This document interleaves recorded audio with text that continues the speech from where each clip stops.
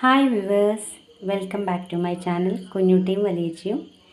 ഇന്ന് നമ്മൾ ചെയ്യാൻ പോകുന്നത് നല്ല സോഫ്റ്റായിട്ടുള്ള അപ്പം ഉണ്ടാക്കാനാണ്. അപ്പോൾ അപ്പം ഉണ്ടാക്കാനാണ് ഞാനിവിടെ അരി നേരത്തെ വെള്ളത്തിലിട്ടിരുന്നു. പച്ചരി ഒരു 2 ഗ്ലാസ് എടുത്തൊരു അതിൻ്റെ കൂടെ ഒരു പിടി കുറച്ച് ഉഴുന്നും കൂടെ ചേർത്തിട്ട് ഒരു 2 മണിക്കൂർ മതിയാവും. 2 മണിക്കൂർ വെള്ളത്തിലിട്ട് വച്ചിരുന്നു. പിന്നെ അതിൻ്റെ കൂടെ ഒരു നല്ല ഉള്ളുള്ള തേങ്ങയാണെങ്കിൽ ഒരു മുറി മതിയാവും. ഇപ്പം ഉള്ളു കുറഞ്ഞ തേങ്ങയാണെങ്കിൽ ഒരു മുറിയും ഒരു കുറച്ചുകൂടെ വേണം. അപ്പോൾ പിന്നെ ഞാൻ അതിൻ്റെ കൂടെ കുറച്ച് ചുവന്നുള്ളിയും കുറച്ച് ജീരകം, പിന്നെ 2 സ്പൂൺ പഞ്ചസാര, ആവശ്യത്തിന് ഉപ്പ്, പിന്നെ കുറച്ച് ചോറ്. ഇത് തേങ്ങയുടെ മേളിലാട്ടെ ചോറിട്ടിരിക്കണതാണ്. അപ്പോൾ ഇത്രയും നമുക്ക് നല്ലപോലെ മിക്സിയിൽ ആദ്യം അരി അരച്ചിട്ട് ഈ തേങ്ങയെല്ലാം കൂടെ ഇട്ട് മിക്സ് ചെയ്ത് നമുക്ക് അരച്ചെടുക്കാം. നല്ലപോലെ അരയ്ക്കണം. പിന്നെ അരയ്ക്കാനായിട്ട് ഞാൻ ഉപയോഗിക്കുന്ന പച്ചവെള്ളം ഉപയോഗിക്കില്ല. എന്താണെന്ന് വെച്ചാൽ തേങ്ങാവെള്ളം നമ്മൾ ഒരു പ്രാവശ്യം തേങ്ങ എടുക്കുമല്ലോ, അപ്പോൾ ആ തേങ്ങ ഞാനിങ്ങനെ പൊട്ടിച്ച് സ്റ്റോർ ചെയ്ത് വെച്ചിട്ടുണ്ടായിരുന്നു. ഫ്രിഡ്ജിൻ്റെ അകത്ത് ഒരു കുപ്പിയിൽ സ്റ്റോർ ചെയ്ത് വയ്ക്കാം. അതിൻ്റെ അകത്ത് പഞ്ചസാരയും കുറച്ചിട്ടിട്ട് വെച്ചാൽ മതി. അപ്പോൾ നമുക്ക് നല്ല അപ്പത്തിന് ആ വെള്ളത്തിൽ മാത്രമേ അരയ്ക്കാവുള്ളൂ. അങ്ങനെയാകുമ്പോൾ നല്ല സോഫ്റ്റ് അപ്പം നമുക്ക് കിട്ടും. ഇനി കപ്പ് കാച്ചൊന്നും വേണ്ട. ചിലർ ഇനി കപ്പ് കാച്ചിട്ട് ഉപയോഗിക്കാറുണ്ട്. പക്ഷെ ഞാൻ അപ്പം ചുടുമ്പോൾ കപ്പി കാച്ചാറില്ല, ഇതേപോലെയാണ് ചെയ്യുന്നത്. ഇനി നമുക്ക് ഈ അരി മിക്സിയുടെ ജാറിൽ ഇട്ട് അരച്ചെടുക്കാം. നല്ലപോലെ അരച്ചെടുക്കണം.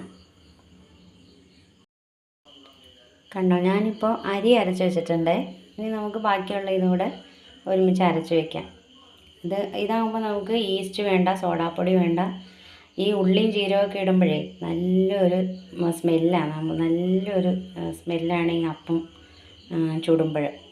അത് ടേസ്റ്റും നല്ല ടേസ്റ്റാണ് കേട്ടോ. അപ്പോൾ എല്ലാവരും ഒന്ന് ഇതേപോലെ ഒന്ന് ട്രൈ ചെയ്ത് നോക്കിക്കോ. നല്ലൊരു അപ്പം നമുക്ക് ഉണ്ടാക്കാൻ പറ്റും.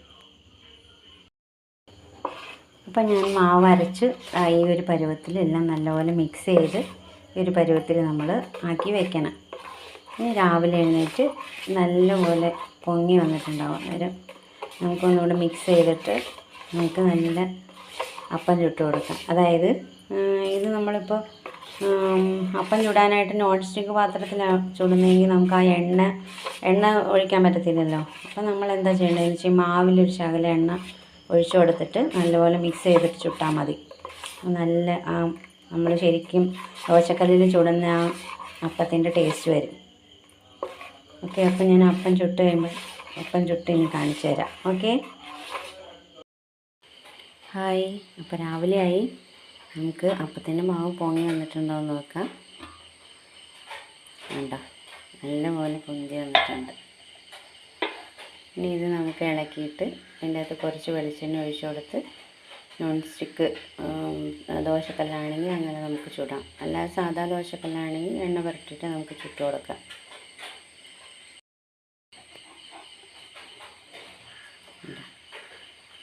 നല്ല ഇതായിട്ട് വന്നിട്ടുണ്ട്. ഇനി ഈസ്റ്റോ സോഡാപ്പൊടിയോ ഒന്നും ചേർക്കണ്ട. നല്ല രീതിയിൽ തന്നെ പൊങ്ങി വന്നിട്ടുണ്ട്.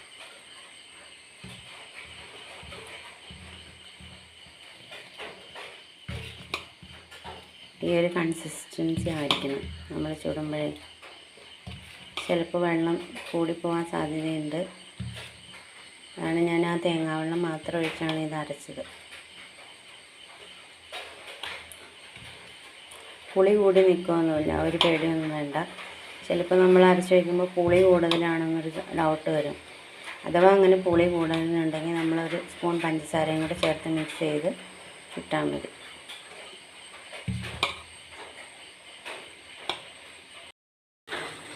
അപ്പോൾ നമ്മുടെ അപ്പച്ചട്ടി വെച്ചിട്ടുണ്ട്, ചൂടായിട്ടുണ്ട് നല്ലപോലെ.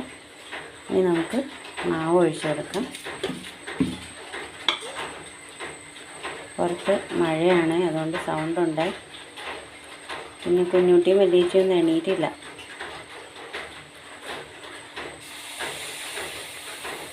മാവ് ഒഴിച്ചു കൊടുത്തിട്ട് നമുക്കൊന്ന് കറക്കിയെടുക്കാം. ഉണ്ടോ, അതുപോലെ കറക്കി എന്നാൽ നല്ല സോഫ്റ്റ് അപ്പമായിരിക്കും. ഇനി നമുക്ക് തുറന്ന് നോക്കാം. കണ്ട നല്ല അടിപൊളി ആയിട്ട് വന്നിട്ടുണ്ട്. അടിപൊളി അപ്പം എടുക്കാം. വാവ്, സൂപ്പർ. എന്താ നല്ല ടേസ്റ്റ് ആയിട്ടുള്ള, ഒരു ഈസ്റ്റും വേണ്ട, സോഡാപ്പൊടി ഒന്നും വേണ്ട, നല്ല അപ്പമായിട്ട് വന്നിട്ടുണ്ട്. കണ്ട, അടുത്ത സിമ്മിലിട്ടിട്ട് നമുക്ക് മാവ് ഒഴിച്ചു കൊടുക്കാം. എന്നിട്ട് നമ്മൾ കുറച്ച് ഫ്ലെയിം കൂട്ടിയിടണം. എന്താ നല്ല മുരിമുരാന്നുള്ള അപ്പം.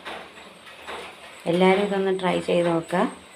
ഇനി അടുത്തൊരു വീഡിയോ കാണണമെങ്കിൽ ബൈ ബൈ. എല്ലാവരും സപ്പോർട്ട് ചെയ്യണം, ലൈക്ക് ചെയ്യണം, ഷെയർ ചെയ്യണം, സബ്സ്ക്രൈബ് ചെയ്യണം. Okay, by.